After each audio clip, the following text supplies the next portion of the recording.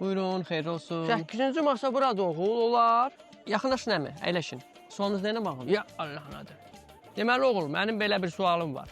Bu yaxında mənim nəvəm olub. Allah bütün olmayanlara qismət eləsin. Soruşmaq istəyirdim ki, ona düşən o 600 manatlıq uşaq pulunu almaq olar. Gəlin yoxlayaq, verin vəsiqənizi. Yalan tut.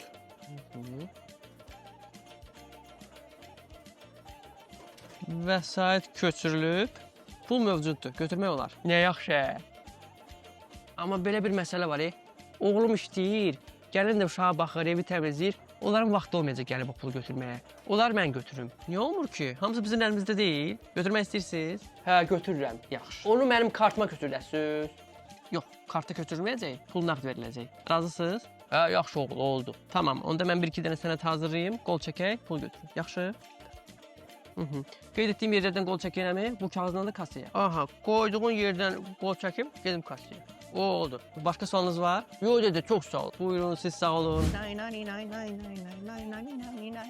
Axşam o xeyir evdə. Haydi mən düşürəm aşağı. Kalaskı sən gözləyəcəm. Uşağı götür gəl sən də. Nə olub oğlum? Ata yaxşı ki gəldin. Mama evdə yoxdur. Orada qəşəng dolma var. Qızdırıb yeyərsən. Bəs siz? Biz də gedirik Kapital Banka. 600 manat uşaq pulu gəlir. Bazara gəlib gəlin birazdan. Ay mən ay, ay bir nə qədir.